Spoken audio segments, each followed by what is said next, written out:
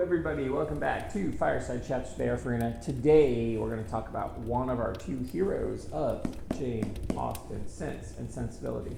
So we've learned about the sisters, the Dashwood girls, women, but girls, but women, but girls. And then we're going to talk about the men in their lives. So the first one we're talking about is Edward Ferrars. Now the interesting thing, it's spelled Ferrars, but they say Ferrars.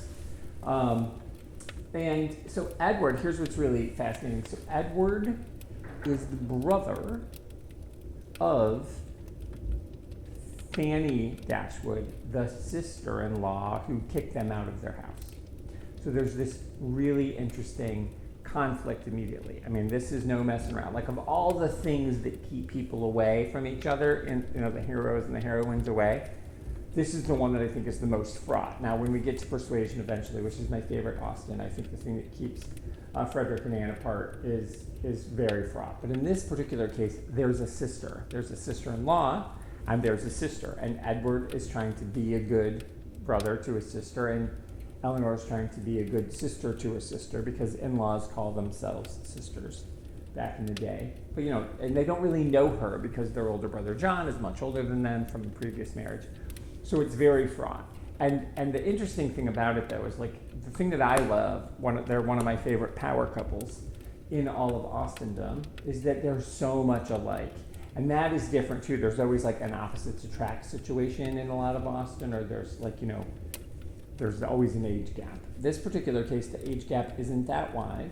Edward isn't that much older than Eleanor, but he is really good. He is the oldest son, and he doesn't really want to be the oldest son. And when we talk to Mansfield Park, Edmund over there, he was the second son who was happy to be the second son, which was part of the problem in this one.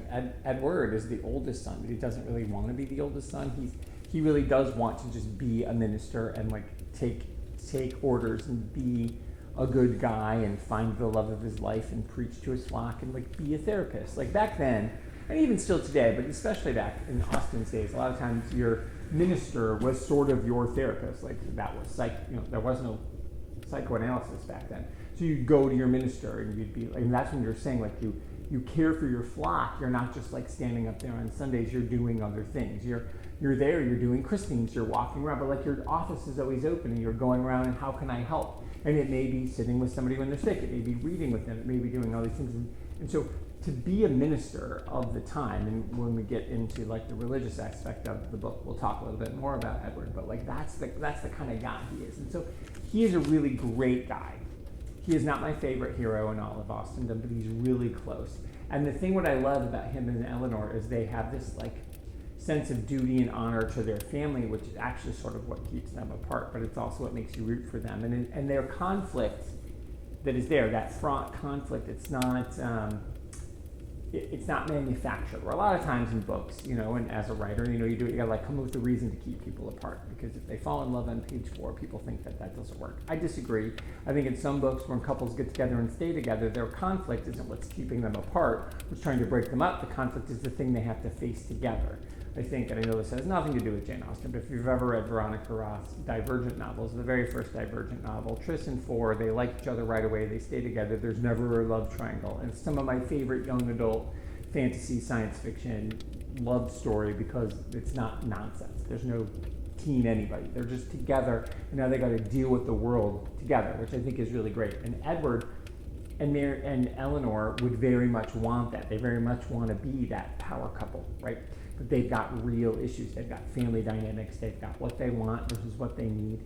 She's no longer a woman of means. He is a man of very big means. She obviously her sister-in-law, who she calls her sister, and his actual blood sister, they don't not like each other. She's kind of awful. He's got to deal with the fact, how would he roll up to Eleanor's house every day and be like, oh, hey, you live in this little janky cottage now at some cousin's property that you've never met before because my sister kicked you out of your family home. Cool, that's cool, right? You don't blame me. And you shouldn't, because just because your sister sucks, your dad sucks, or your mom sucks, or whoever sucks, your brother sucks, you don't suck. And that is part of what makes Edward so cool, is that he is such the interesting contrast to his sister, Fanny, who is garbage.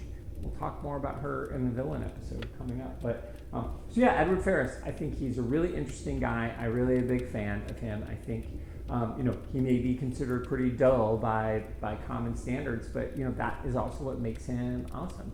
So I'm here to stay right now. Eleanor Dashwood, Edward Ferrars, Austen's best power couple. Come at me if you disagree, or if you do agree, let me know. All right. Well, join me in 2 weeks where we will spend some time digging into the other hero of our piece, Colonel Brandon. See you then.